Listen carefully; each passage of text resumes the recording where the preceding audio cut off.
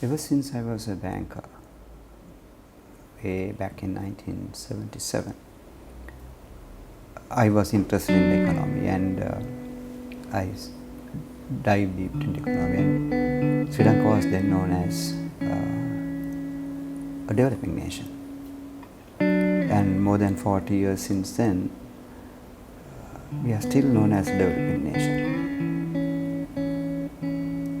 And the time is that we are just celebrating over 70 years of independence.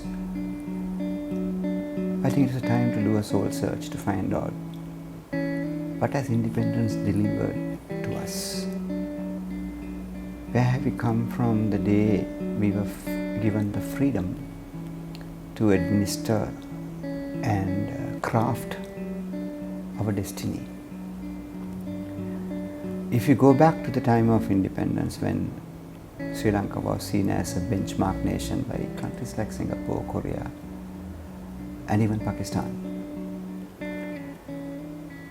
we have come to a state where we are indebted up to about 90% of our gross domestic product.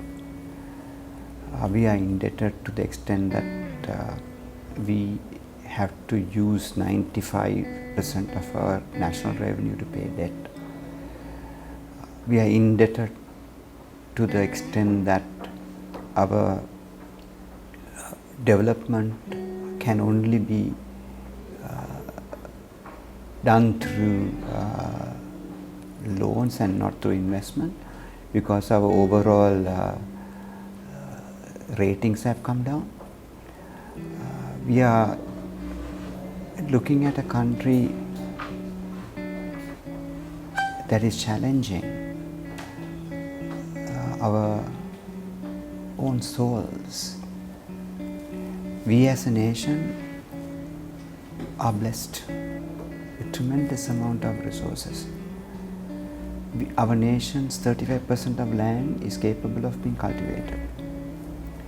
We have a sea around us, and in the south we have no limit. We can go as deep as we want. As a kid, a schoolboy, if somebody asked me what were our primary exports, we would have said tea, rubber, cocoa and coconut.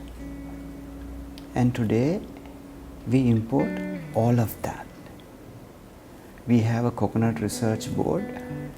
We still climb up 35 feet to pluck a coconut. When other countries, people kneel down to pluck coconut. We have sea around us. We import fish. We import dry fish. We even import salt. Salt is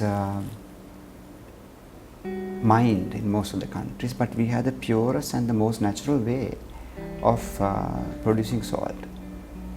And we end up importing salt. Salt has gone into flavored salt. The product variety has gone up much better, wider.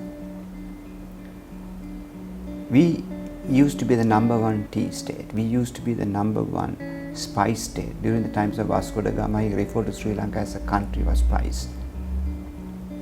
And we import spice. We import tea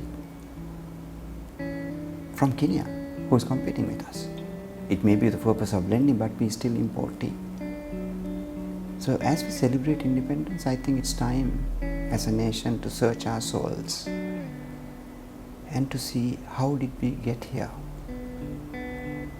When we have so abundance of resources, we claim ourselves to be highly literate, but where is our productivity? What has happened to our health since independence? What has happened to our education system since independence? What has happened to our transportation, rail transportation since independence? What has happened to the general well-being of the total since independence? So in that sense, it's time to look back and look forward. What does independence really mean to us? I would personally measure independence by how it has transformed the generations. In my view, every civilization has an obligation to make life better for the next civilization. So if you look back how the rupee has depreciated against the dollar, not very far long ago, in 1960s when Singapore was born, you could exchange 13 rupees to a pound. Today, it's about 250 rupees per pound. Our graphite is the world's best grade graphite. We are exporting it for $700 a metric ton when the market price is about $1,500 a metric ton. So what has independence done to us? What has independence done to our resources? What has independence done to the future of our children? So every year we commemorate, we recall the memory of having the freedom to choose and define our destiny. It is time to now look forward and to see how do we use that freedom to make a better life for the next civilization. Wish you a very happy Independence Day.